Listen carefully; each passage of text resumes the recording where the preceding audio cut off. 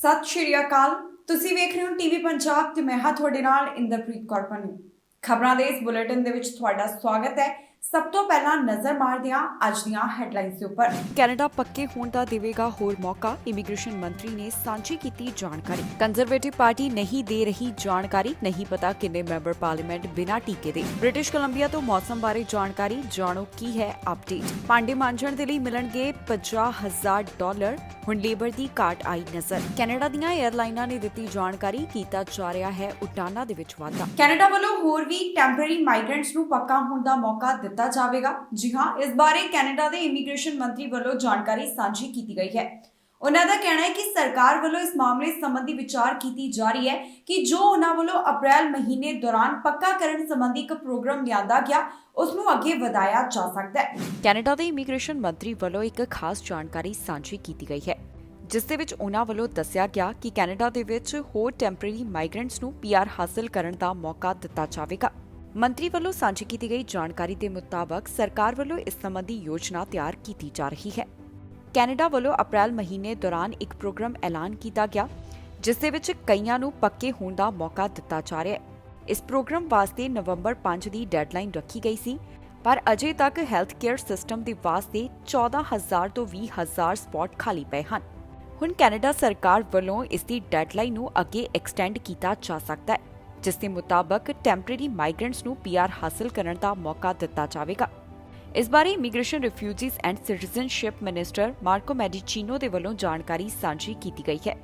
ਉਨ੍ਹਾਂ ਦਾ ਕਹਿਣਾ ਹੈ ਕਿ ਸਰਕਾਰ ਵੱਲੋਂ ਇਸ ਬਾਰੇ ਯੋਜਨਾ ਤਿਆਰ ਕੀਤੀ ਜਾ ਰਹੀ ਹੈ ਕਿ ਉਨ੍ਹਾਂ ਵੱਲੋਂ ਇਸ ਪ੍ਰੋਗਰਾਮ ਨੂੰ ਅੱਗੇ ਵਧਾਇਆ ਜਾਣਾ ਹੈ ਜਾਂ ਫਿਰ ਨਹੀਂ। ਉਨ੍ਹਾਂ ਦੱਸਿਆ ਕਿ ਸਰਕਾਰ ਵੱਲੋਂ ਇਸ ਪ੍ਰੋਗਰਾਮ ਦੇ ਫਿਊਚਰ ਵਰਜ਼ਨਸ ਨੂੰ ਐਕਸਪੈਂਡ ਕਰਨ ਦੇ ਸੰਬੰਧੀ ਵੀ ਯੋਜਨਾ ਤਿਆਰ ਕੀਤੀ ਜਾ ਰਹੀ ਹੈ। ਦੱਸਣਯੋਗ ਹੈ ਕਿ ਕੈਨੇਡਾ ਵੱਲੋਂ ਇਸ ਸਾਲ 4,01,000 ਨਵੇਂ PR ਦਾ ਸਵਾਗਤ ਕਰਨ ਸੰਬੰਧੀ ਟੀਚਾ ਤੈਅ ਕੀਤਾ ਗਿਆ। ਹੁਣ ਤੱਕ ਸਰਕਾਰ ਵੱਲੋਂ ਸਿਰਫ 70% ਟਾਰਗੇਟ ਹੀ ਪੂਰਾ ਕੀਤਾ ਗਿਆ ਹੈ। ਉਮੀਦ ਕੀਤੀ ਜਾ ਰਹੀ ਹੈ ਕਿ ਆਉਣ ਵਾਲੇ ਦਿਨਾਂ ਦੇ ਵਿੱਚ ਸਰਕਾਰ ਵੱਲੋਂ ਇਮੀਗ੍ਰੇਸ਼ਨ ਦੇ ਨਾਲ ਸੰਬੰਧਿਤ ਕੋਈ ਵੱਡਾ ਐਲਾਨ ਕੀਤਾ ਜਾ ਸਕਦਾ ਹੈ, ਤਾਂ ਕਿ ਇਮੀਗ੍ਰੇਸ਼ਨ ਵਿਭਾਗ ਵੱਲੋਂ ਜੋ ਟਾਰਗੇਟ ਤੈਅ ਕੀਤਾ ਗਿਆ ਉਸ ਨੂੰ ਪੂਰਾ ਕੀਤਾ ਜਾ ਸਕੇ। 22 ਨਵੰਬਰ ਨੂੰ ਕੈਨੇਡਾ ਦੇ ਵਿੱਚ ਮੁੜ ਤੋਂ ਪਾਰਲੀਮੈਂਟ ਦੀ ਸ਼ੁਰੂਆਤ ਕੀਤੀ ਜਾਣੀ ਹੈ। ਅਜਿਹੇ ਦੇ ਵਿੱਚ ਮੈਂਬਰ ਪਾਰਲੀਮੈਂਟ ਦੇ ਵਾਸਤੇ ਕੋਵਿਡ-19 ਵੈਕਸੀਨ ਨੂੰ ਲਾਜ਼ਮੀ ਕਰਨ ਸੰਬੰਧੀ ਐਲਾਨ ਕੀਤਾ ਗਿਆ। ਕੰਜ਼ਰਵੇਟਿਵ ਪਾਰਟੀ ਦੇ ਕਈ ਮੈਂਬਰ ਪਾਰਲੀਮੈਂਟ ਅਜੇ ਅਨਵੈਕਸੀਨੇਟਡ ਹਨ। ਹਾਲ ਹੀ ਦੇ ਵਿੱਚ ਸੂਤਰਾਂ ਦੇ ਹਵਾਲੇ ਤੋਂ ਇਹ ਜਾਣਕਾਰੀ ਸਾਹਮਣੇ ਆਈ ਸੀ, ਪਰ ਅਜੇ ਤੱਕ ਕੰਜ਼ਰਵੇਟਿਵ ਪਾਰਟੀ ਵੱਲੋਂ ਜਾਂ ਮੈਂਬਰ ਪਾਰਲੀਮੈਂਟ ਦੇ ਵੱਲੋਂ ਇਸ ਸਪਸ਼ਟ ਜਾਣਕਾਰੀ ਨਹੀਂ ਦਿੱਤੀ ਜਾ ਰਹੀ ਕਿ ਉਹਨਾਂ ਦੇ ਕਿੰਨੇ ਮੈਂਬਰ ਪਾਰਲੀਮੈਂਟ ਵੈਕਸੀਨੇਟਡ ਨੇ। ਕੰਜ਼ਰਵੇਟਿਵ ਪਾਰਟੀ ਦੇ ਕਿੰਨੇ ਮੈਂਬਰ ਪਾਰਲੀਮੈਂਟ ਇਸ ਸਮੇਂ ਵੈਕਸੀਨੇਟਡ ਹਨ, ਇਸ ਨੂੰ ਲੈ ਕੇ ਸਪਸ਼ਟ ਜਾਣਕਾਰੀ ਕੰਜ਼ਰਵੇਟਿਵ ਪਾਰਟੀ ਦੇ MPs ਦੇ ਵੱਲੋਂ ਸਾਂਝੀ ਨਹੀਂ ਕੀਤੀ ਜਾ ਰਹੀ। ਇਸ ਸੰਬੰਧੀ ਕੰਜ਼ਰਵੇਟਿਵ MPs ਦੇ ਵੱਲੋਂ ਚੁੱਪ ਧਾਰਨ ਕੀਤੀ ਹੋਈ ਹੈ। ਹਾਲ ਹੀ ਦੇ ਵਿੱਚ ਜਾਣਕਾਰੀ ਸਾਹਮਣੇ ਆਈ ਸੀ ਕਿ 22 ਨਵੰਬਰ ਤੋਂ ਮੁੜ ਤੋਂ ਕੈਨੇਡਾ ਦੇ ਵਿੱਚ ਪਾਰਲੀਮੈਂਟ ਦੀ ਸ਼ੁਰੂਆਤ ਕੀਤੀ ਜਾ ਰਹੀ ਹੈ।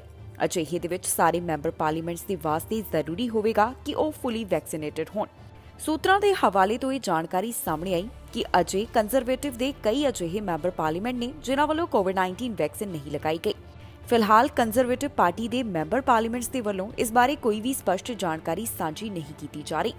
ਉਨ੍ਹਾਂ ਵੱਲੋਂ ਅਜੇ ਇਹ ਨਹੀਂ ਦੱਸਿਆ ਗਿਆ ਕਿ ਉਨ੍ਹਾਂ ਦੀ ਪਾਰਟੀ ਦੇ ਕਿੰਨੇ ਮੈਂਬਰ ਪਾਰਲੀਮੈਂਟ ਇਸ ਸਮੇਂ ਫੁੱਲੀ ਵੈਕਸੀਨੇਟਡ ਹਨ ਤੇ ਕਿੰਨਿਆਂ ਵੱਲੋਂ ਅਜੇ ਤੱਕ ਕੋਵਿਡ-19 ਵੈਕਸੀਨ ਨਹੀਂ ਲਗਵਾਈ ਗਈ। ਦੱਸ ਦਈਏ ਕਿ ਲਗਭਗ ਮੇਨ ਆਪੋਜੀਸ਼ਨ ਮੈਂਬਰਸ ਅਤੇ ਗਵਰਨਮੈਂਟ ਮੈਂਬਰਸ ਦੇ ਵੱਲੋਂ ਜਾਣਕਾਰੀ ਦੇ ਦਿੱਤੀ ਗਈ ਹੈ ਕਿ ਉਹ ਫੁੱਲੀ ਵੈਕਸੀਨੇਟਡ ਹਨ। ਇਹ ਜਾਣਕਾਰੀ ਬ੍ਰਿਟਿਸ਼ ਕੋਲੰਬੀਆ, ਸਸਕੈਚੁਆਨ, ਕਿਊਬੈਕ ਅਤੇ ਨਿਊਫਾਊਂਡਲੈਂਡ ਐਂਡ ਲੈਬਰਾਡੋਰ ਤੋਂ ਸਾਹਮਣੇ ਆਈ ਹੈ। ontario ਦੇ ਵਿੱਚ ਪ੍ਰੀਮੀਅਰ ਡਗ ਫੋਰਡ ਦੇ ਵੱਲੋਂ ਵੈਕਸੀਨ ਦੇ ਬਾਰੇ ਜੋ ਐਲਾਨ ਕੀਤਾ ਗਿਆ ਸੀ, ਉਸ ਦੇ ਮੁਤਾਬਕ ਉਹਨਾਂ ਵੱਲੋਂ ਪ੍ਰੋਗਰੈਸਿਵ ਕੰਜ਼ਰਵੇਟਿਵ ਕਾਕਸ ਦੇ ਵਾਸਤੇ ਕੋਵਿਡ-19 ਵੈਕਸੀਨ ਨੂੰ ਲਾਜ਼ਮੀ ਕੀਤਾ ਗਿਆ। ਉਹਨਾਂ ਵੱਲੋਂ 2 MPPs ਨੂੰ ਮੈਡੀਕਲੀ ਐਗਜ਼ੈਂਪਟ ਕੀਤਾ ਗਿਆ। ਜਾਣਕਾਰੀ ਦੇ ਮੁਤਾਬਕ ਇਸ ਸੂਬੇ ਦੇ ਵਿੱਚ ਆਪੋਜੀਸ਼ਨ MPPs ਵੀ ਫੁੱਲੀ ਵੈਕਸੀਨੇਟਡ ਹਨ। ਵੈਕਸੀਨ ਦੇ ਬਾਰੇ ਜੋ ਨਿਊ ਵਰਨਸਵਿਕ ਤੋਂ ਜਾਣਕਾਰੀ ਸਾਹਮਣੇ ਆਈ ਹੈ, ਉਸ ਦੇ ਮੁਤਾਬਕ ਪ੍ਰੋਗਰੈਸਿਵ ਕੰਜ਼ਰਵੇਟਿਵ ਕਾਕਸ ਫੁੱਲੀ ਵੈਕਸੀਨੇਟਡ ਹੈ। ਫਿਲਹਾਲ ਉਹਨਾਂ ਨੂੰ ਹੀ ਕੋਰੋਨਾ ਵੈਕਸੀਨ ਤੋਂ ਰਾਹਤ ਦਿੱਤੀ ਗਈ ਹੈ, ਜਿਨ੍ਹਾਂ ਦਾ ਕੈਂਸਰ ਟ੍ਰੀਟਮੈਂਟ ਚੱਲ ਰਿਹਾ ਹੈ। ਮੈਨੀਟੋਬਾ ਤੋਂ ਵੀ ਇਹੀ ਜਾਣਕਾਰੀ ਸਾਹਮਣੇ ਆਈ ਹੈ ਕਿ ਉਹਨਾਂ ਦੀ ਪ੍ਰੋਗਰੈਸਿਵ ਕੰਜ਼ਰਵੇਟਿਵ ਗਵਰਨਮੈਂਟ ਫੁੱਲੀ ਵੈਕਸੀਨੇਟਡ ਹੈ। ਦੱਸਣਯੋਗ ਹੈ ਕਿ NDP ਅਤੇ ਲਿਬਰਲਸ ਦੇ ਵੱਲੋਂ ਚੋਣ ਪ੍ਰਚਾਰ ਦੌਰਾਨ ਹੀ ਕਹਿ ਦਿੱਤਾ ਗਿਆ ਕਿ ਉਹਨਾਂ ਦੇ ਉਮੀਦਵਾਰਾਂ ਦੇ ਵਾਸਤੇ ਕੋਵਿਡ-19 ਵੈਕਸੀਨ ਲਾਜ਼ਮੀ ਹੋਵੇਗੀ, ਪਰ ਕੰਜ਼ਰਵੇਟਿਵ ਪਾਰਟੀ ਵੱਲੋਂ ਅਜਿਹਾ ਕਦਮ ਨਹੀਂ ਚੁੱਕਿਆ ਗਿਆ। ਤੇ ਹੁਣ 22 ਨਵੰਬਰ ਤੋਂ ਜੋ ਕੈਨੇਡਾ ਦੇ ਵਿੱਚ ਮੁੜ ਤੋਂ ਪਾਰਲੀਮੈਂਟ ਦੀ ਸ਼ੁਰੂਆਤ ਹੋਣ ਜਾ ਰਹੀ ਹੈ, ਇੱਥੇ ਵੀ ਮੈਂਬਰ ਪਾਰਲੀਮੈਂਟ ਦੀ ਵਾਸਤੇ ਕੋਵਿਡ-19 ਵੈਕਸੀਨ ਨੂੰ ਲਾਜ਼ਮੀ ਕੀਤਾ ਗਿਆ ਹੈ। ਇਸ ਦਾ ਲਗਾਤਾਰ ਕੰਜ਼ਰਵੇਟਿਵ ਪਾਰਟੀ ਵੱਲੋਂ ਵਿਰੋਧ ਕੀਤਾ ਜਾ ਰਿਹਾ ਹੈ। ਅਜੇ ਤੱਕ ਕੰਜ਼ਰਵੇਟਿਵ ਪਾਰਟੀ ਵੱਲੋਂ ਇਹ ਸਪਸ਼ਟ ਜਾਣਕਾਰੀ ਨਹੀਂ ਦਿੱਤੀ ਗਈ ਕਿ ਉਹਨਾਂ ਦੇ ਕਿੰਨੇ ਮੈਂਬਰ ਪਾਰਲੀਮੈਂਟ ਫੁੱਲੀ ਵੈਕਸੀਨੇਟਡ ਹਨ। ਬ੍ਰਿਟਿਸ਼ ਕੋਲੰਬੀਆ ਤੋਂ ਮੌਸਮ ਬਾਰੇ ਜਾਣਕਾਰੀ ਸਾਹਮਣੇ ਆਈ ਹੈ, ਜਿੱਥੇ ਸਾਈਕਲੋਨ ਦੇ ਬਾਰੇ ਵਿੱਚ ਦੱਸਿਆ ਗਿਆ। ਐਕਸਪਰਟਸ ਦੇ ਵੱਲੋਂ ਦੱਸਿਆ ਗਿਆ ਹੈ ਕਿ ਕਿਹੜੇ ਖੇਤਰਾਂ ਦੇ ਵਿੱਚ ਇਹ ਸਾਈਕਲੋਨ ਆ ਸਕਦਾ ਹੈ। ਇਸ ਸੰਬੰਧੀ ਕੀ ਕਿਹਾ ਹੈ ਐਕਸਪਰਟਸ ਨੇ, ਦੱਸਾਂਗੇ ਜਾਣਕਾਰੀ ਤੁਹਾਨੂੰ ਇਸ ਖਬਰ ਦੇ ਵਿੱਚ। ਬ੍ਰਿਟਿਸ਼ ਕੋਲੰਬੀਆ ਕੋਸਤੇ ਵਾਸਤੇ ਬੌਮ ਸਾਈਕਲਨ ਨੂੰ ਲੈ ਕੇ ਚਿੰਤਾ ਦਾ ਪ੍ਰਗਟਾਵਾ ਕੀਤਾ ਜਾ ਰਿਹਾ ਹੈ। ਜਾਣਕਾਰੀ ਸਾਹਮਣੇ ਆ ਰਹੀ ਹੈ ਕਿ ਇਸ ਖੇਤਰ ਨੂੰ 4 ਦਿਨਾਂ ਦੇ ਅੰਦਰ ਹੀ ਇਹ ਸਾਈਕਲੋਨ ਹਿੱਟ ਕਰ ਸਕਦਾ ਹੈ। ਦੱਸ ਦਈਏ ਕਿ ਲੋ ਪ੍ਰੈਸ਼ਰ ਸਿਸਟਮ ਨੂੰ ਬੌਮ ਸਾਈਕਲੋਨ ਦੱਸਿਆ ਜਾ ਰਿਹਾ ਹੈ। ਇਸ ਦੇ ਨਾਲ ਹੀ ਵੈਨਕੂਵਰ ਆਈਲੈਂਡ ਦੇ ਵਾਸਤੇ ਵਿੰਡ ਵਾਰਨਿੰਗ ਜਾਰੀ ਕੀਤੀਆਂ ਗਈਆਂ ਨੇ। ਅਜਿਹੀ ਚੇਤਾਵਨੀ ਸਨਸ਼ਾਈਨ ਕੋਸਟ ਦੇ ਵਾਸਤੇ ਵੀ ਜਾਰੀ ਕੀਤੀ ਗਈ ਹੈ। ਆਈਲੈਂਡ ਦੇ ਵਾਸਤੇ ਇਸ ਦਾ 600 ਪਾਵਰ ਆਊਟੇਜ ਦੱਸਿਆ ਗਿਆ ਅਤੇ ਲੋਅਰ ਮੇਨਲੈਂਡ ਦੇ ਵਾਸਤੇ ਇਹ ਗਿਣਤੀ 100 ਦੱਸੀ ਗਈ ਹੈ। ਇਸ ਬਾਰੇ ਵੈਦਰ ਐਕਸਪਰਟ ਦੇ ਵੱਲੋਂ ਆਪਣੇ ਵਿਚਾਰ ਸਾਂਝੇ ਕਰਦਿਆਂ ਦੱਸਿਆ ਗਿਆ ਕਿ ਇਸ ਸਾਈਕਲੋਨ ਦੇ ਕਾਰਨ ਤਾਪਮਾਨ 18 ਤੋਂ 20 ਡਿਗਰੀ ਦੇ ਉੱਪਰ ਪਹੁੰਚ ਗਿਆ। ਇਸ ਦਾ ਕਾਰਨ ਬੌਮ ਸਾਈਕਲੋਨ ਦਾ ਪ੍ਰੈਸ਼ਰ ਦੱਸਿਆ ਜਾ ਰਿਹਾ ਹੈ। ਐਕਸਪਰਟਸ ਦੇ ਵੱਲੋਂ ਦੂਸਰੇ ਬੌਮ ਸਾਈਕਲੋਨ ਦੇ ਬਾਰੇ ਵੀ ਜਾਣਕਾਰੀ ਸਾਂਝੀ ਕੀਤੀ ਜਾ ਰਹੀ ਹੈ, ਜੋ ਕਿ ਬ੍ਰਿਟਿਸ਼ ਕੋਲੰਬੀਆ ਕੋਸਟ ਦੇ ਵਾਸਤੇ ਇੱਕ ਵੱਡਾ ਕੰਸਰਨ ਹੈ। ਕਿਹਾ ਜਾ ਰਿਹਾ ਹੈ ਕਿ ਇਸ ਦਾ ਲੋ ਪ੍ਰੈਸ਼ਰ ਸਿਸਟਮ 48 ਮਿਲੀਬਾਰ ਦੇ ਨਾਲ ਡ੍ਰੌਪ ਹੋ ਸਕਦਾ ਹੈ। ਇਸ ਦੇ ਨਾਲ ਹੀ ਸਾਊਥ ਕੋਸਟ ਦੇ ਵਾਸਤੇ ਇਨਵਾਇਰਨਮੈਂਟ ਕੈਨੇਡਾ ਦੇ ਵੱਲੋਂ ਇੱਕ ਸਪੈਸ਼ਲ ਵੈਦਰ ਸਟੇਟਮੈਂਟ ਵੀ ਜਾਰੀ ਕੀਤੀ ਗਈ ਹੈ। ਦੱਸਿਆ ਜਾ ਰਿਹਾ ਹੈ ਕਿ ਐਤਵਾਰ ਦੁਪਹਿਰ ਸਮੇਂ ਤੇਜ਼ ਹਵਾਵਾਂ ਆ ਸਕਦੀਆਂ ਨੇ, ਜਿਸ ਦੀ ਰਫ਼ਤਾਰ 50 ਤੋਂ 70 ਕਿਲੋਮੀਟਰ ਪ੍ਰਤੀ ਘੰਟਾ ਦੱਸੀ ਜਾ ਰਹੀ ਹੈ। ਬ੍ਰਿਟਿਸ਼ ਕੋਲੰਬੀਆ ਦੇ ਵਿੱਚ ਕਈ ਥਾਂ ਦੇ ਉੱਪਰ ਲੇਬਰ ਸ਼ਾਰਟੇਜ ਦੇਖਣ ਨੂੰ ਮਿਲ ਰਹੀ ਹੈ। ਇਸ ਤੋਂ ਬਾਅਦ ਹੁਣ ਇੱਕ ਅਜਿਹਾ ਇਸ਼ਤਿਹਾਰ ਸਾਹਮਣੇ ਆਇਆ ਜਿਸ ਨੇ ਇਸ ਲੇਬਰ ਸ਼ਾਰਟੇਜ ਦੀ ਹਰ ਪਾਸੇ ਚਰਚਾ ਛੇੜ ਦਿੱਤੀ ਹੈ। ਦਰਅਸਲ ਬ੍ਰਿਟਿਸ਼ ਕੋਲੰਬੀਆ ਦੇ ਇੱਕ ਰੈਸਟੋਰੈਂਟ ਦੇ ਵੱਲੋਂ ਇਸ਼ਤਿਹਾਰ ਕੱਢਿਆ ਗਿਆ, ਜਿਸ ਦੇ ਵਿੱਚ ਕਿਹਾ ਗਿਆ ਕਿ ਜਿਹੜਾ ਭਾਂਡੇ ਮਾਂਜਣ ਵਾਲਾ ਇੱਥੇ ਨੌਕਰੀ ਕਰੇਗਾ ਉਸ ਨੂੰ ਸਾਲਾਨਾ $50,000 ਦਿੱਤੇ ਜਾਣਗੇ। ਵੈਨਕੂਵਰ ਦੇ ਇੱਕ ਰੈਸਟੋਰੈਂਟ ਨੇ ਐਡ ਦਿੱਤੀ ਹੈ ਕਿ ਭਾਂਡੇ ਸਾਫ਼ ਕਰਨ ਵਾਲੇ ਨੂੰ ਸਾਲਾਨਾ $50,000 ਦਿੱਤੇ ਜਾਣਗੇ। ਇਹ ਕਦਮ ਪ੍ਰੋਵਿੰਸ ਦੇ ਵਿੱਚ ਜੋ ਲੇਬਰ ਸ਼ਾਰਟੇਜ ਨਜ਼ਰ ਆ ਰਹੀ ਹੈ ਉਸ ਤੋਂ ਬਾਅਦ ਚੁੱਕਿਆ ਜਾ ਰਿਹਾ ਹੈ। ਦਰਅਸਲ ਪ੍ਰੋਵਿੰਸ ਦੇ ਵਿੱਚ ਹਸਪਿਟੈਲਿਟੀ ਸੈਕਟਰ ਦੇ ਵਿੱਚ ਕਰਮਚਾਰੀਆਂ ਦੀ ਘਾਟ ਨਜ਼ਰ ਆ ਰਹੀ ਹੈ। ਅਗਸਤ ਮਹੀਨੇ ਇੱਕ ਹਾਂਡੀ ਗ੍ਰਿਲ ਨਾਮ ਦੇ ਰੈਸਟੋਰੈਂਟ ਵੱਲੋਂ ਇਸ਼ਤਿਹਾਰ ਦਿੱਤਾ ਗਿਆ ਕਿ ਉਹਨਾਂ ਵੱਲੋਂ ਨੌਕਰੀ ਕਰਨ ਸੰਬੰਧੀ 1 ਘੰਟੇ ਦੇ $25 ਦਿੱਤੇ ਜਾਣਗੇ। ਇਹ ਮਾਮਲਾ ਧਿਆਨ ਵਿੱਚ ਆਉਣ ਤੋਂ ਬਾਅਦ ਵੈਸਟਰਨ ਕੈਨੇਡਾ ਦੇ ਰੈਸਟੋਰੈਂਟਸ ਕੈਨੇਡਾ ਵਾਈਸ ਪ੍ਰੈਜ਼ੀਡੈਂਟ ਦੇ ਵੱਲੋਂ ਕਿਹਾ ਗਿਆ ਕਿ ਇਹ ਚੀਜ਼ਾਂ ਦੇਖ ਕੇ ਪਤਾ ਚੱਲਦਾ ਹੈ ਕਿ ਇਸ ਸਮੇਂ ਸੂਬੇ ਦੇ ਵਿੱਚ ਕਰਮਚਾਰੀਆਂ ਦੀ ਕਿੰਨੀ ਘਾਟ ਹੈ। ਜਾਣਕਾਰੀ ਦੇ ਮੁਤਾਬਕ ਇਸ ਸਮੇਂ ਹਾਂਡੀ ਗ੍ਰਿਲ ਦੇ ਵੱਲੋਂ ਇਹ ਮਸ਼ਹੂਰੀ Indeed.com ਅਤੇ ਵਰਕ ਬ੍ਰਿਟਿਸ਼ ਕੋਲੰਬੀਆ ਤੋਂ ਹਟਾ ਦਿੱਤੀ ਗਈ ਹੈ। ਦੱਸ ਦਈਏ ਕਿ ਰੈਸਟੋਰੈਂਟਸ ਕੈਨੇਡਾ ਦੇ ਵੱਲੋਂ ਜਾਣਕਾਰੀ ਦਿੱਤੀ ਗਈ ਹੈ ਕਿ ਬ੍ਰਿਟਿਸ਼ ਕੋਲੰਬੀਆ ਦੇ ਰੈਸਟੋਰੈਂਟ ਸੈਕਟਰ ਦੇ ਵਿੱਚ ਅਜੇ 60,000 ਜੌਬ ਵੈਕੈਂਸੀਜ਼ ਹਨ। ਇੱਕ ਰਿਪੋਰਟ ਦੇ ਵਿੱਚ ਇਹ ਵੀ ਜਾਣਕਾਰੀ ਸਾਹਮਣੇ ਆਈ ਹੈ ਕਿ 10 ਵਿੱਚੋਂ 9 ਰੈਸਟੋਰੈਂਟ ਦਾ ਕਹਿਣਾ ਹੈ ਕਿ ਉਹਨਾਂ ਵੱਲੋਂ ਵੱਧ ਸਟਾਫ ਨੂੰ ਵਰਤਿਆ ਜਾਵੇਗਾ। ਹੁਣ ਜੋ ਵੱਖ-ਵੱਖ ਸੈਕਟਰਸ ਦੇ ਵਿੱਚ ਕਰਮਚਾਰੀਆਂ ਦੀ ਘਾਟ ਦੇਖੀ ਜਾ ਰਹੀ ਹੈ, ਇਸ ਦੇ ਪਿੱਛੇ ਕਈ ਕਾਰਨ ਮੰਨੇ ਜਾ ਰਹੇ ਨੇ। ਇਸ ਦੇ ਪਿੱਛੇ ਮਾਈਗ੍ਰੇਸ਼ਨ ਨੂੰ ਵੀ ਇੱਕ ਵੱਡਾ ਕਾਰਨ ਮੰਨਿਆ ਜਾ ਰਿਹਾ ਹੈ। ਜ਼ਿਕਰਯੋਗ ਹੈ ਕਿ ਕੈਨੇਡਾ ਦੇ ਕਈ ਪ੍ਰੋਵਿੰਸਸ ਦੇ ਵਿੱਚ ਲੇਬਰ ਸ਼ਾਰਟੇਜ ਦੇਖੀ ਜਾ ਰਹੀ ਹੈ। ਲਗਾਤਾਰ ਰੈਸਟੋਰੈਂਟਸ ਦੇ ਵੱਲੋਂ ਇਸ ਬਾਰੇ ਜਾਣਕਾਰੀ ਵੀ ਸਾਂਝੀ ਕੀਤੀ ਜਾ ਰਹੀ ਹੈ ਕਿ ਕਿਸ ਤਰ੍ਹਾਂ ਉਹਨਾਂ ਨੂੰ ਹੁਣ ਕਰਮਚਾਰੀਆਂ ਦੀ ਘਾਟ ਦਾ ਸਾਹਮਣਾ ਕਰਨਾ ਪੈ ਰਿਹਾ ਹੈ। ਅਜਿਹੇ ਦੇ ਵਿੱਚ ਹੀ ਇਹ ਵੀ ਦੇਖਣ ਦੇ ਵਿੱਚ ਆਇਆ ਕਿ ਬ੍ਰਿਟਿਸ਼ ਕੋਲੰਬੀਆ ਦੇ ਇੱਕ ਰੈਸਟੋਰੈਂਟ ਦੇ ਵੱਲੋਂ ਇੱਕ ਮਸ਼ਹੂਰੀ ਦਿੱਤੀ ਗਈ ਹੈ, ਜੋ ਕਿ ਸੋਸ਼ਲ ਮੀਡੀਆ ਦੇ ਉੱਪਰ ਵੀ ਕਾਫੀ ਜ਼ਿਆਦਾ ਚਰਚਾ ਦਾ ਵਿਸ਼ਾ ਬਣ ਗਈ। ਕੈਨੇਡਾ ਵੱਲੋਂ ਕੋਰੋਨਾ ਵਾਇਰਸ ਦੇ ਕਾਰਨ ਜੋ ਯਾਤਰਾ ਪਾਬੰਦੀਆਂ ਲਗਾਈਆਂ ਗਈਆਂ ਸਨ, ਹੁਣ ਉਸ ਦੇ ਵਿੱਚ ਹੌਲੀ-ਹੌਲੀ ਢਿੱਲ ਦੇਣ ਦੀ ਸ਼ੁਰੂਆਤ ਕੀਤੀ ਗਈ ਹੈ। ਕੈਨੇਡਾ ਦੀਆਂ ਵੱਖ-ਵੱਖ 에ਅਰਲਾਈਨਸ ਦੇ ਵੱਲੋਂ ਦੱਸਿਆ ਗਿਆ ਹੈ ਕਿ ਕਦੋਂ ਉਹਨਾਂ ਵੱਲੋਂ ਕਿਹੜੀਆਂ ਡੈਸਟੀਨੇਸ਼ਨਸ ਦੇ ਵਾਸਤੇ ਉਡਾਨਾਂ ਚਲਾਈਆਂ ਜਾਣਗੀਆਂ।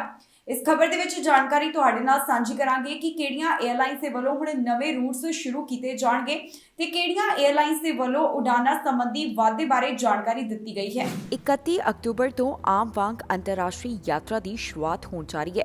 ਜੀ ਹਾਂ, ਕੋਰੋਨਾ ਵਾਇਰਸ ਦੇ ਕਾਰਨ ਵੱਖ-ਵੱਖ ਦੇਸ਼ਾਂ ਦੇ ਵੱਲੋਂ ਯਾਤਰਾ ਪਾਬੰਦੀਆਂ ਲਗਾਈਆਂ ਗਈਆਂ, ਪਰ ਹੁਣ ਕੈਨੇਡਾ ਦੇ ਵਿੱਚ ਇੱਕ ਵਾਰ ਫਿਰ ਤੋਂ ਅੰਤਰਰਾਸ਼ਟਰੀ ਯਾਤਰਾ ਸ਼ੁਰੂ ਹੋਣ ਜਾ ਰਹੀ ਹੈ, ਜਿੱਥੇ ਅਕਤੂਬਰ 31 ਤੋਂ ਆਮ ਵਾਂਗ ਅੰਤਰਰਾਸ਼ਟਰੀ ਉਡਾਨਾਂ ਸ਼ੁਰੂ ਹੋਣਗੀਆਂ। ਇਹ ਉਡਾਨਾਂ ਆਟਵਾ ਦੇ ਨਾਲ ਸ਼ੁਰੂ ਹੋਣ ਜਾ ਰਹੀਆਂ ਹਨ, ਜਿਸ ਵਾਸਤੇ ਤਿਆਰੀਆਂ ਲਗਭਗ ਮੁਕੰਮਲ ਹੋ ਚੁੱਕੀਆਂ ਨੇ। ਜਾਣਕਾਰੀ ਦੇ ਮੁਤਾਬਕ 31 ਅਕਤੂਬਰ ਤੋਂ ਫਲੇਅਰ 에ਅਰਲਾਈਨ ਦੇ ਵੱਲੋਂ ਨਾਨ ਸਟਾਪ ਉਡਾਨਾਂ ਦੀ ਸ਼ੁਰੂਆਤ ਕੀਤੀ ਜਾ ਰਹੀ ਹੈ।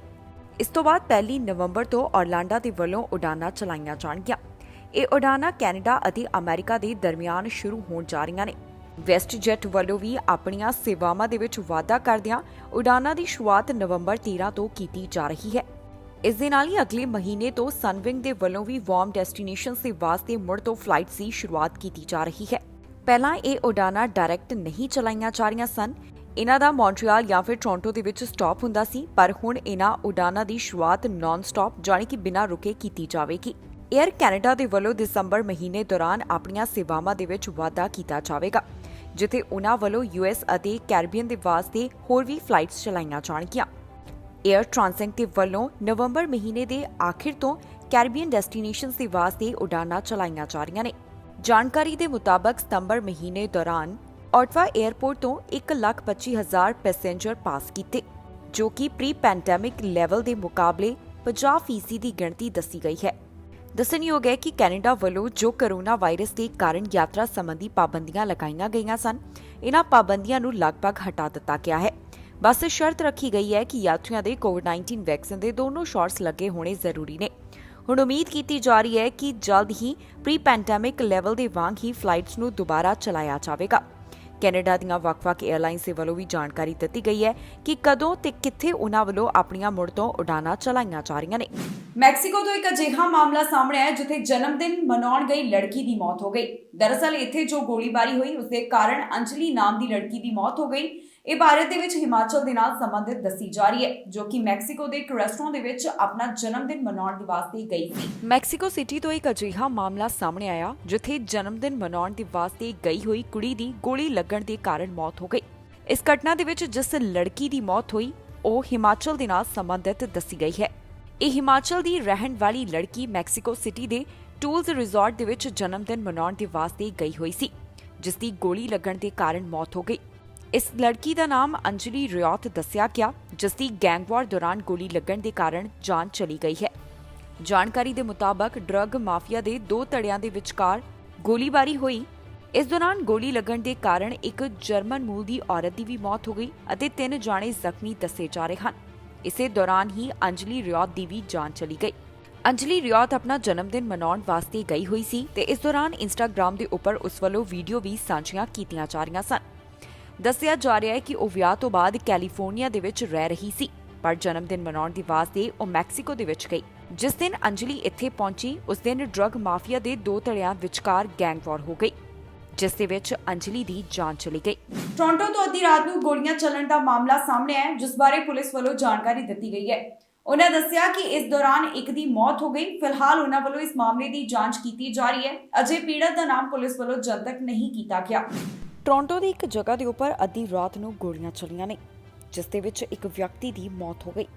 ਟੋਰਾਂਟੋ ਪੁਲਿਸ ਵੱਲੋਂ ਇਸ ਘਟਨਾ ਦੇ ਬਾਰੇ ਜਾਣਕਾਰੀ ਸਾਂਝੀ ਕਰਦਿਆਂ ਦੱਸਿਆ ਗਿਆ ਕਿ ਗੋਲੀ ਲੱਗਣ ਦੇ ਕਾਰਨ 36 ਸਾਲਾ ਵਿਅਕਤੀ ਦੀ ਜਾਨ ਚਲੀ ਗਈ ਹੈ। ਪੁਲਿਸ ਨੂੰ ਇਸ ਘਟਨਾ ਦੇ ਬਾਰੇ ਜਾਣਕਾਰੀ ਮਿਲੀ ਕਿ 2591 ਐਲਿੰਗਟਨ ਐਵਨਿਊ ਵੈਸਟ ਦੇ ਅਪਾਰਟਮੈਂਟ ਦੇ ਵਿੱਚ 2:30 ਦੇ ਉੱਪਰ ਗੋਲੀਆਂ ਚੱਲੀਆਂ ਨੇ। ਜਦੋਂ ਪੁਲਿਸ ਘਟਨਾ ਵਾਲੀ ਥਾਂ ਦੇ ਉੱਪਰ ਪਹੁੰਚੀ ਤਾਂ ਉਹਨਾਂ ਨੇ ਦੇਖਿਆ ਕਿ ਇੱਕ ਵਿਅਕਤੀ ਗੰਭੀਰ ਰੂਪ ਦੇ ਵਿੱਚ ਜ਼ਖਮੀ ਸੀ। ਇਸ ਵਿਅਕਤੀ ਨੂੰ ਗੋਲੀਆਂ ਲੱਗੀਆਂ, ਜਿਸ ਦੇ ਕਾਰਨ ਉਹ ਜ਼ਖਮੀ ਪਾਇਆ ਗਿਆ। ਪੁਲਿਸ ਦਾ ਕਹਿਣਾ ਹੈ ਕਿ ਇਸ ਵਿਅਕਤੀ ਨੂੰ ਬਚਾਉਣ ਦੀ ਕੋਸ਼ਿਸ਼ ਕੀਤੀ ਗਈ, ਪਰ ਉਸ ਦੀ ਜਾਨ ਨਹੀਂ ਬਚਾਈ ਜਾ ਸਕੀ। ਫਿਲਹਾਲ ਇਸ ਪੀੜਤ ਦਾ ਨਾਮ ਪੁਲਿਸ ਵੱਲੋਂ ਜਨਤਕ ਨਹੀਂ ਕੀਤਾ ਗਿਆ। ਹੁਣ ਇਸ ਮਾਮਲੇ ਦੀ ਜਾਂਚ ਹੋਮਿਸਾਈਡ ਡਿਟੈਕਟਿਵਸ ਦੇ ਵੱਲੋਂ ਕੀਤੀ ਜਾ ਰਹੀ ਹੈ। ਪੁਲਿਸ ਵੱਲੋਂ ਅਜੇ ਸਸਪੈਕਟ ਦੇ ਬਾਰੇ ਵੀ ਜਾਣਕਾਰੀ ਸਾਂਝੀ ਨਹੀਂ ਕੀਤੀ ਗਈ। ਫਿਲਹਾਲ ਉਹਨਾਂ ਦਾ ਕਹਿਣਾ ਹੈ ਕਿ ਜੇਕਰ ਕਿਸੇ ਨੂੰ ਵੀ ਇਸ ਘਟਨਾ ਦੇ ਬਾਰੇ ਕੋਈ ਜਾਣਕਾਰੀ ਹੋਵੇ ਜਾਂ ਫਿਰ ਕਿਸੇ ਕੋਲ ਇਸ ਬਾਰੇ ਕੋਈ ਡੈਸ਼ਕੈਮ ਵੀਡੀਓ ਹੈ ਤਾਂ ਪੁਲਿਸ ਦੇ ਨਾਲ 4168087400 ਜਾਂ ਫਿਰ ਕ੍ਰਾਈਮ ਸਟਾਪਰਸ ਦੇ ਨਾਲ 4162228477 ਦੇ ਉੱਪਰ ਕਾਲ ਕਰਕੇ ਜਾਣਕਾਰੀ ਸਾਂਝੀ ਕੀਤੀ ਜਾ ਸਕਦੀ ਹੈ। ਡੈਲਟਾ ਪੁਲਿਸ ਵੱਲੋਂ ਜਾਣਕਾਰੀ ਦਿੱਤੀ ਗਈ ਹੈ ਕਿ ਵਾਹਨ ਵੱਲੋਂ ਇੱਕ ਵਿਅਕਤੀ ਨੂੰ ਟੱਕਰ ਮਾਰੀ ਗਈ। ਇਸ ਬਾਰੇ ਹੁਣ ਪੁਲਿਸ ਵੱਲੋਂ ਮਾਮਲੇ ਦੀ ਜਾਂਚ ਕੀਤੀ ਜਾ ਰਹੀ ਹੈ। ਫਿਲਹਾਲ ਉਹਨਾਂ ਵੱਲੋਂ ਇਸ ਘਟਨਾ ਦੇ ਬਾਰੇ ਕੋਈ ਹੋਰ ਜਾਣਕਾਰੀ ਨਹੀਂ ਦਿੱਤੀ ਗਈ। ਡੈਲਟਾ ਪੁਲਿਸ ਦਾ ਕਹਿਣਾ ਹੈ ਕਿ ਵਾਹਨ ਚਲਾਉਣ ਵਾਲਾ ਡਰਾਈਵਰ ਘਟਨਾ ਵਾਲੀ ਥਾਂ ਦੇ ਉੱਪਰ ਹੀ ਮੌਜੂਦ ਹੈ, ਜਿਸ ਵੱਲੋਂ ਸਹਿਯੋਗ ਦਿੱਤਾ ਜਾ ਰਿਹਾ ਹੈ ਜਾਂਚ ਦੇ ਵਿੱਚ। ਡੈਲਟਾ ਪੁਲਿਸ ਵੱਲੋਂ ਜਾਣਕਾਰੀ ਸਾਂਝੀ ਕੀਤੀ ਗਈ ਹੈ ਕਿ ਉਹਨਾਂ ਵੱਲੋਂ ਇੱਕ ਹਾਦਸੇ ਦੀ ਜਾਂਚ ਕੀਤੀ ਜਾ ਰਹੀ ਹੈ। ਇਹ ਹਾਦਸਾ ਰਿਵਰ ਰੋਡ ਦੇ ਉੱਪਰ ਵਾਪਰਿਆ। ਇਸ ਘਟਨਾ ਦੇ ਬਾਰੇ ਜਾਣਕਾਰੀ ਸਾਂਝੀ ਕਰਦਿਆਂ ਡੈਲਟਾ ਪੁਲਿਸ ਡਿਪਾਰਟਮੈਂਟ ਦਾ ਕਹਿਣਾ ਹੈ ਕਿ ਇੱਕ 60 ਸਾਲ ਦੀ ਔਰਤ ਨੂੰ ਵਾਹਨ ਦੇ ਵੱਲੋਂ ਟੱਕਰ ਮਾਰੀ ਗਈ। ਇਸ ਔਰਤ ਨੂੰ ਉਸ ਵੇਲੇ ਟੱਕਰ ਮਾਰੀ ਗਈ ਜਦੋਂ ਉਹ 7400 ਬਲਾਕ ਨੂੰ ਕ੍ਰਾਸ ਕਰ ਰਹੀ ਸੀ। ਪੁਲਿਸ ਦੇ ਦੱਸਣ ਦੇ ਮੁਤਾਬਕ ਇਹ ਘਟਨਾ 6:52 ਦੇ ਉੱਪਰ ਸਾਹਮਣੇ ਆਈ।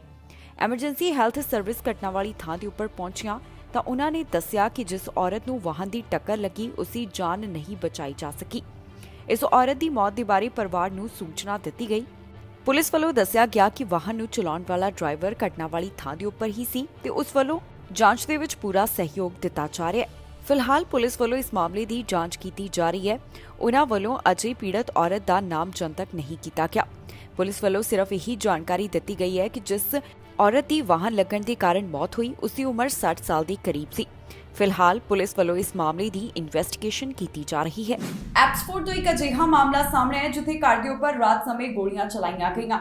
ਪੁਲਿਸ ਵੱਲੋਂ ਜਾਣਕਾਰੀ ਦਿੱਤੀ ਗਈ ਹੈ ਕਿ ਇਸ ਦੌਰਾਨ ਇੱਕ ਵਿਅਕਤੀ ਜ਼ਖਮੀ ਹੋਇਆ ਜੋ ਖੁਦ ਹੀ ਹਸਪਤਾਲ ਦੇ ਵਿੱਚ ਚਲਾ ਗਿਆ, ਜਿਸ ਦਾ ਅਜੇ ਹਸਪਤਾਲ ਦੇ ਵਿੱਚ ਇਲਾਜ ਚੱਲ ਰਿਹਾ ਹੈ। ਫਿਲਹਾਲ ਪੁਲਿਸ ਵੱਲੋਂ ਇਸ ਮਾਮਲੇ ਸੰਬੰਧੀ ਜਾਂਚ ਕੀਤੀ ਜਾ ਰਹੀ ਹੈ ਤੇ ਉਹਨਾਂ ਵੱਲੋਂ ਅਜੇ ਤੱਕ ਕਿਸੇ ਦਾ ਵੀ ਨਾ ਸਸਪੈਕਟ ਤੇ ਨਾ ਹੀ ਪੀੜਤ ਦਾ ਨਾਮ ਜਨਤਕ ਕੀਤਾ ਗਿਆ। ਵੱਲੋਂ ਜਾਣਕਾਰੀ ਸਾਂਝੀ ਕੀਤੀ ਗਈ ਹੈ। ਉਨ੍ਹਾਂ ਦੱਸਿਆ ਕਿ ਆਕਸਫੋਰਡ ਐਵੀਨਿਊ ਦੇ 34000 ਬਲਾਕ ਦੇ ਵਿੱਚ 11:24 ਦੇ ਉੱਪਰ ਗੋਲੀਆਂ ਚੱਲੀਆਂ।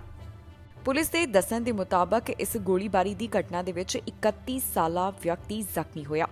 ਆਫੀਸਰਸ ਦੇ ਪਹੁੰਚਣ ਤੋਂ ਪਹਿਲਾਂ ਹੀ ਇਹ ਵਿਅਕਤੀ ਖੁਦ ਹਸਪਤਾਲ ਦੇ ਵਿੱਚ ਚਲਾ ਗਿਆ। ਫਿਲਹਾਲ ਇਸ ਵਿਅਕਤੀ ਦਾ ਹਸਪਤਾਲ ਦੇ ਵਿੱਚ ਇਲਾਜ ਚੱਲ ਰਿਹਾ ਹੈ।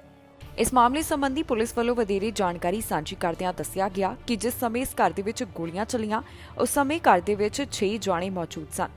ਹੁਣ ਇਸ ਮਾਮਲੇ ਦੀ ਪੜਤਾਲ ਐਬੀ ਪੀਡੀ ਮੇਜਰ ਕ੍ਰਾਈਮ ਇਨਵੈਸਟੀਗੇਟਰਸ ਦੇ ਵੱਲੋਂ ਕੀਤੀ ਜਾ ਰਹੀ ਹੈ। ਫਿਲਹਾਲ ਪੁਲਿਸ ਵੱਲੋਂ ਇਸ ਮਾਮਲੇ ਸੰਬੰਧੀ ਕਿਸੇ ਨੂੰ ਵੀ ਗ੍ਰਿਫਤਾਰ ਨਹੀਂ ਕੀਤਾ ਗਿਆ। ਉਨ੍ਹਾਂ ਵੱਲੋਂ ਇਸ ਦੀ ਅਜੇ ਇਨਵੈਸਟੀਗੇਸ਼ਨ ਕੀਤੀ ਜਾ ਰਹੀ ਹੈ। ਪੁਲਿਸ ਦਾ ਕਹਿਣਾ ਹੈ ਕਿ ਜੇਕਰ ਕਿਸੇ ਨੂੰ ਵੀ ਇਸ ਘਟਨਾ ਦੇ ਬਾਰੇ ਹੋਰ ਜਾਣਕਾਰੀ ਹੋਵੇ ਤਾਂ ਐਪਸਫੋਰਡ ਪੁਲਿਸ ਦੇ ਨਾਲ 6048595225 ਦੇ ਉੱਪਰ ਸੰਪਰਕ ਕਰਕੇ ਜਾਣਕਾਰੀ ਸਾਂਝੀ ਕੀਤੀ ਜਾ ਸਕਦੀ ਹੈ। ਟੋਰਾਂਟੋ ਤੋਂ ਇੱਕ ਅਜਿਹਾ ਮਾਮਲਾ ਸਾਹਮਣੇ ਆਇਆ ਜਿੱਥੇ ਵਾਹਨ ਅਤੇ ਬੱਸ ਦੀ ਟੱਕਰ ਹੋ ਗਈ। ਪੁਲਿਸ ਵੱਲੋਂ ਇਸ ਬਾਰੇ ਜਾਣਕਾਰੀ ਸਾਂਝੀ ਕੀਤੀ ਗਈ ਹੈ। ਉਹਨਾਂ ਦਾ ਕਹਿਣਾ ਹੈ ਕਿ ਇਸ ਹਾਦਸੇ ਦੇ ਵਿੱਚ ਕਈ ਜਾਣੇ ਜ਼ਖਮੀ ਹੋਏ ਹਨ। ਟੋਰਾਂਟੋ ਤੋਂ ਇੱਕ ਅਜਿਹਾ ਮਾਮਲਾ ਸਾਹਮਣੇ ਆਇਆ ਜਿੱਥੇ ਵਾਹਨ ਅਤੇ ਇੱਕ ਬੱਸ ਦੀ ਟੱਕਰ ਹੋ ਗਈ। ਇਸ ਹਾਦਸੇ ਦੇ ਕਾਰਨ ਕਈ ਲੋਕ ਜ਼ਖਮੀ ਹੋਏ ਹਨ। ਪੁਲਿਸ ਵੱਲੋਂ ਇਸ ਘਟਨਾ ਦੇ ਬਾਰੇ ਜਾਣਕਾਰੀ ਸਾਂਝੀ ਕਰਦਿਆਂ ਦੱਸਿਆ ਗਿਆ ਕਿ ਇਹ ਮਾਮਲਾ 11:30 ਦੇ ਉੱਪਰ ਸਾਹਮਣੇ ਆਇਆ। ਪੁਲਿਸ ਦਾ ਕਹਿਣਾ ਹੈ ਕਿ ਵਿਲਸਨ ਐਵੀਨਿਊ ਅਤੇ ਕੈਂਪਲੇਨ ਬੋਵਿਲਡਰ ਦੇ ਨੇੜੇ ਇੱਕ ਵਾਹਨ ਅਤੇ ਬੱਸ ਦੀ ਆਪਸ ਦੇ ਵਿੱਚ ਟੱਕਰ ਹੋ ਗਈ। ਟੋਰਾਂਟੋ ਪੈਰਾਮੈਡਿਕਸ ਨੇ ਦੱਸਿਆ ਕਿ ਇਸ ਦੌਰਾਨ ਬੱਸ ਦੀ ਰਫ਼ਤਾਰ ਕਾਫੀ ਤੇਜ਼ ਸੀ ਜਦੋਂ ਉਸ ਦੇ ਨਾਲ ਵਾਹਨ ਦੀ ਟੱਕਰ ਹੋਈ। ਫਿਲਹਾਲ ਅਜੇ ਇਸ ਬਾਰੇ ਸਪਸ਼ਟ ਨਹੀਂ ਹੋ ਸਕਿਆ ਕਿ ਇਸ ਹਾਦਸੇ ਦੇ ਵਿੱਚ TTC ਬੱਸ ਇਨਵੋਲਵਡ ਸੀ ਜਾਂ ਫਿਰ ਨਹੀਂ। ਪੁਲਿਸ ਦੇ ਦੱਸਣ ਦੇ ਮੁਤਾਬਕ ਹੁਣ ਤੱਕ ਇਸ ਹਾਦਸੇ ਦੇ ਵਿੱਚ ਕਈ ਜਾਣੇ ਜ਼ਖਮੀ ਹੋਏ ਹਨ। ਇੱਕ 18 ਸਾਲਾ ਲੜਕੇ ਨੂੰ ਟਰਾਮਾ ਸੈਂਟਰ ਦੇ ਵਿੱਚ ਵੀ ਭਰਤੀ ਕਰਵਾਇਆ ਗਿਆ ਕਿਉਂਕਿ ਉਸ ਨੂੰ ਇਸ ਹਾਦਸੇ ਦੇ ਵਿੱਚ ਗੰਭੀਰ ਸੱਟਾਂ ਆਈਆਂ। ਪੈਰਾਮੈਡਿਕਸ ਦੇ ਵੱਲੋਂ ਇਹ ਵੀ ਜਾਣਕਾਰੀ ਦਿੱਤੀ ਗਈ ਹੈ ਕਿ ਇਸ ਹਾਦਸੇ ਦੇ ਵਿੱਚ ਇੱਕ ਹੋਰ ਵਿਅਕਤੀ ਜ਼ਖਮੀ ਹੋਇਆ ਜਿਸ ਨੂੰ ਹਸਪਤਾਲ ਦੇ ਵਿੱਚ ਭਰਤੀ ਕਰਵਾਇਆ ਗਿਆ। 4 ਜਾਣਿਆਂ ਨੂੰ ਲੋਕਲ ਹਸਪਤਾਲ ਦੇ ਵਿੱਚ ਲੈ ਕੇ ਜਾਇਆ ਗਿਆ ਹੈ ਜਿੱਥੇ ਉਨ੍ਹਾਂ ਨੂੰ ਮਾਮੂਲੀ ਸੱਟਾਂ ਦੇ ਕਾਰਨ ਭਰਤੀ ਕਰਵਾਇਆ ਗਿਆ। ਫਿਲਹਾਲ ਪੁਲਿਸ ਵੱਲੋਂ ਇਸ ਸਾਰੇ ਮਾਮਲੇ ਦੀ ਪੜਤਾਲ ਕੀਤੀ ਜਾ ਰਹੀ ਹੈ। ਇਸ ਘਟਨਾ ਦੇ ਵਿੱਚ ਜ਼ਖਮੀ ਹੋਣ ਵਾਲਿਆਂ ਦੀ ਪਹਿਚਾਣ ਵੀ ਪੁਲਿਸ ਵੱਲੋਂ ਜਨਤਕ ਨਹੀਂ ਕੀਤੀ ਗਈ ਅਤੇ ਨਾ ਹੀ ਉਨ੍ਹਾਂ ਵੱਲੋਂ ਇਸ ਹਾਦਸੇ ਦੇ ਬਾਰੇ ਹੋਰ ਡਿਟੇਲ ਸਾਂਝੀ ਕੀਤੀ ਗਈ ਹੈ। ਫਿਲਹਾਲ ਇਸ ਮਾਮਲੇ ਦੀ ਜਾਂਚ ਜਾਰੀ ਹੈ। ਫਾਈਜ਼ਰ ਦੇ ਵੱਲੋਂ 5 ਸਾਲ ਤੋਂ 11 ਸਾਲ ਦੇ ਬੱਚਿਆਂ ਦੇ ਉੱਪਰ ਕਲੀਨਿਕਲ ਟ੍ਰਾਇਲ ਕਰਵਾਇਆ ਗਿਆ। ਇਸ ਤੋਂ ਬਾਅਦ ਹੁਣ ਅਮਰੀਕਾ ਤੋਂ ਜਾਣਕਾਰੀ ਸਾਹਮਣੇ ਆਈ ਹੈ ਜਿੱਥੇ ਇਸ ਵੈਕਸੀਨ ਨੂੰ ਬੱਚਿਆਂ ਦੇ ਉੱਪਰ ਸੁਰੱਖਿਅਤ ਦੱਸਿਆ ਜਾ ਰਿਹਾ ਹੈ। ਉਮੀਦ ਕੀਤੀ ਜਾ ਰਹੀ ਹੈ ਕਿ ਆਉਣ ਵਾਲੇ ਹਫ਼ਤਿਆਂ ਦੌਰਾਨ ਅਮਰੀਕਾ ਦੇ ਵਿੱਚ ਬੱਚਿਆਂ ਨੂੰ ਇਹ ਟੀਕਾ ਲਗਾਉਣ ਸੰਬੰਧੀ ਮਨਜ਼ੂਰੀ ਮਿਲ ਸਕਦੀ ਹੈ। ਫਾਈਜ਼ਰ ਵੱਲੋਂ 5 ਸਾਲ ਤੋਂ 11 ਸਾਲ ਦੇ ਬੱਚਿਆਂ ਦੇ ਉੱਪਰ ਵੈਕਸੀਨ ਦੇ ਨਾਲ ਸੰਬੰਧਿਤ ਕਲੀਨਿਕਲ ਟ੍ਰਾਇਲ ਕਰਵਾਇਆ ਗਿਆ ਜਿਸ ਦੇ ਵਿੱਚ ਕੰਪਨੀ ਵੱਲੋਂ ਜਾਣਕਾਰੀ ਦਿੱਤੀ ਗਈ ਕਿ ਇਹ ਟੀਕਾ ਬੱਚਿਆਂ ਦੇ ਉੱਪਰ ਪੂਰੀ ਤਰ੍ਹਾਂ ਦੇ ਨਾਲ ਸੁਰੱਖਿਅਤ ਹੈ। ਇਸ ਤੋਂ ਬਾਅਦ ਫਾਈਜ਼ਰ ਦੇ ਵੱਲੋਂ ਹੈਲਥ ਕੈਨੇਡਾ ਅਤੇ US ਰੈਗੂਲੇਟਰਸ ਨੂੰ ਮੰਗ ਕੀਤੀ ਗਈ ਕਿ ਬੱਚਿਆਂ ਨੂੰ ਵੈਕਸੀਨ ਲਗਾਉਣ ਦੀ ਇਜਾਜ਼ਤ ਦਿੱਤੀ ਜਾਵੇ। ਇਸ ਬਾਰੇ ਜੋ ਤਾਜ਼ਾ ਜਾਣਕਾਰੀ ਸਾਹਮਣੇ ਆਈ ਹੈ ਉਸ ਦੇ ਮੁਤਾਬਕ US ਹੈਲਥ ਰੈਗੂਲੇਟਰਸ ਦਾ ਕਹਿਣਾ ਹੈ ਕਿ ਫਾਈਜ਼ਰ ਦਾ ਕੋਵਿਡ-19 ਵੈਕਸੀਨ ਬੱਚਿਆਂ ਦੇ ਵਾਸਤੇ ਅਸਰਦਾਰ ਹੈ। ਹੈਲਥ ਰੈਗੂਲੇਟਰਸ ਦਾ ਕਹਿਣਾ ਹੈ ਕਿ ਇਸ ਟੀਕੇ ਦੇ ਨਾਲ ਜੁੜਿਆ ਹੋਇਆ ਕੋਈ ਵੀ ਸੇਫਟੀ ਇਸ਼ੂ ਸਾਹਮਣੇ ਨਹੀਂ ਆਇਆ ਤੇ ਫੂਡ ਐਂਡ ਡਰੱਗ ਐਡਮਿਨਿਸਟ੍ਰੇਸ਼ਨ ਦੇ ਵੱਲੋਂ ਫਾਈਜ਼ਰ ਦੇ ਡਾਟਾ ਨੂੰ ਐਨਾਲਾਈਜ਼ ਕੀਤਾ ਗਿਆ ਹੈ। ਹੁਣ ਜਲਦ ਹੀ ਅਮਰੀਕਾ ਦੇ ਵਿੱਚ ਇਸ ਸੰਬੰਧੀ ਫੈਸਲਾ ਲਿਆ ਜਾ ਸਕਦਾ ਹੈ ਕਿ ਬੱਚਿਆਂ ਦੇ ਕੋਵਿਡ-19 ਵੈਕਸੀਨ ਲਗਾਈ ਜਾਣੀ ਹੈ ਜਾਂ ਫਿਰ ਨਹੀਂ। ਜੇਕਰ ਅਮਰੀਕਾ ਦੇ ਵਿੱਚ ਇਸ ਟੀਕੇ ਨੂੰ ਮਨਜ਼ੂਰੀ ਮਿਲਦੀ ਹੈ ਤਾਂ 5 ਸਾਲ ਤੋਂ 11 ਸਾਲ ਦੇ ਬੱਚਿਆਂ ਨੂੰ ਇਹ ਵੈਕਸੀਨ ਲਗਾਉਣ ਦੀ ਸ਼ੁਰੂਆਤ ਕੀਤੀ ਜਾਵੇਗੀ। ਇਨ੍ਹਾਂ ਬੱਚਿਆਂ ਦੀ ਗਿਣਤੀ 28 ਮਿਲੀਅਨ ਦੇ ਕਰੀਬ ਦੱਸੀ ਗਈ ਹੈ। ਦੱਸ ਦਈਏ ਕਿ ਫਾਈਜ਼ਰ ਦੇ ਵੱਲੋਂ ਹਾਲ ਹੀ ਦੇ ਵਿੱਚ ਜਾਣਕਾਰੀ ਸਾਂਝੀ ਕੀਤੀ ਗਈ ਸੀ ਕਿ ਉਹਨਾਂ ਵੱਲੋਂ ਜੋ ਬੱਚਿਆਂ ਦੇ ਉੱਪਰ ਕਲੀਨਿਕਲ ਟ੍ਰਾਇਲ ਕਰਵਾਇਆ ਗਿਆ ਉਸ ਦੇ ਵਿੱਚ ਇਨ੍ਹਾਂ ਬੱਚਿਆਂ ਦੇ ਉੱਪਰ ਇਹ ਟੀਕਾ 91% ਸੁਰੱਖਿਅਤ ਪਾਇਆ ਗਿਆ ਹੈ। ਹਾਲ ਹੀ ਦੇ ਵਿੱਚ ਅਮਰੀਕਾ ਦੇ ਰਾਸ਼ਟਰਪਤੀ ਜੋ ਬਾਈਡਨ ਵੱਲੋਂ ਵੀ ਇਸ ਵੈਕਸੀਨ ਦੇ ਬਾਰੇ ਜਾਣਕਾਰੀ ਸਾਂਝੀ ਕੀਤੀ ਗਈ ਸੀ। Continue to keep our schools and our students safe. 96% of school districts are fully open with children back in the classroom and for in-person learning. We have been able to do this because we provided our schools the resources they need to protect children and the educators, as well as the staff that works in the schools. We've been encouraging schools to implement important health measures like masking, testing, and getting everyone vaccinated who is eligible to be vaccinated. Now, I know parents out there are anxiously waiting for a vaccine for children ages 5 to 11. The good news is the FDA and outside experts from the CDC are set to make its determination as to whether the vaccine will be authorized for that age range in the next few weeks. If authorized, we are ready. We have purchased enough vaccines for all children between the ages of 5 and 11 in the United States. And it'll be convenient for parents to get their children vaccinated at trusted locations, and families will be able to sleep easier at night knowing their kids are protected as well. Let me close with this. The plan I laid out in September is working. We're headed in the right direction. We have critical work to do, but we can't let up now. My team and I are doing everything we can, but I'm calling on more businesses to step up. I'm calling on more parents to get their children vaccinated when they are eligible. ਸਸਕੈਚੁਆਨ ਦੇ ਵਿੱਚ ਇਸ ਸਮੇਂ corona virus ਦੀ ਚੌਥੀ ਲਹਿਰ ਦਾ ਪ੍ਰਭਾਵ ਦੇਖਣ ਨੂੰ ਮਿਲ ਰਿਹਾ ਹੈ। ਅਜਿਹੇ ਦੇ ਵਿੱਚ ਜਾਣਕਾਰੀ ਸਾਹਮਣੇ ਆ ਰਹੀ ਹੈ ਕਿ ਕੈਨੇਡੀਅਨ ਮਿਲਟਰੀ ਦੇ ਵੱਲੋਂ ਕੋਵਿਡ-19 ਦੇ ਨਾਲ ਸੰਬੰਧਿਤ ਸਸਕੈਚੁਆਨ ਦੇ ਵਿੱਚ ਮਦਦ ਕੀਤੀ ਜਾਵੇਗੀ। ਇੱਥੇ ਜੋ ਸਥਿਤੀ ਬਣੀ ਹੋਈ ਹੈ ਇਸ ਨੂੰ ਲੈ ਕੇ ਲਗਾਤਾਰ ਚਿੰਤਾ ਦਾ ਪ੍ਰਗਟਾਵਾ ਕੀਤਾ ਜਾ ਰਿਹਾ ਹੈ। ਸਸਕੈਚੁਆਨ ਦੇ ਵਿੱਚ ਕੋਰੋਨਾ ਵਾਇਰਸ ਦੇ ਲਗਾਤਾਰ ਮਾਮਲੇ ਵਧਦੇ ਜਾ ਰਹੇ ਨੇ। ਇੱਥੇ ਕੋਰੋਨਾ ਵਾਇਰਸ ਦੀ ਚੌਥੀ ਲਹਿਰ ਦਾ ਪ੍ਰਭਾਵ ਦੇਖਣ ਨੂੰ ਮਿਲ ਰਿਹਾ ਹੈ। ਅਜਿਹੇ ਦੇ ਵਿੱਚ ਖਬਰ ਸਾਹਮਣੇ ਆਈ ਹੈ ਕਿ ਹੁਣ ਸਸਕੈਚੁਆਨ ਦੇ ਵਿੱਚ ਕੋਵਿਡ-19 ਦੇ ਨਾਲ ਸੰਬੰਧਿਤ ਕੈਨੇਡੀਅਨ ਮਿਲਟਰੀ ਦੇ ਵੱਲੋਂ ਮਦਦ ਕੀਤੀ ਜਾਵੇਗੀ। ਇਸ ਬਾਰੇ minister of public safety and emergency ਦਾ ਇੱਕ ਟਵੀਟ ਸਾਹਮਣੇ ਆਇਆ, ਜਿਸ ਦੇ ਵਿੱਚ ਉਹਨਾਂ ਨੇ ਜਾਣਕਾਰੀ ਦਿੱਤੀ ਹੈ ਕਿ ਸਸਕੈਚੁਆਨ ਦੇ ਵਿੱਚ ਹੁਣ ਕੈਨੇਡੀਅਨ ਮਿਲਟਰੀ ਦੇ ਵੱਲੋਂ ਮਦਦ ਕੀਤੀ ਜਾਵੇਗੀ।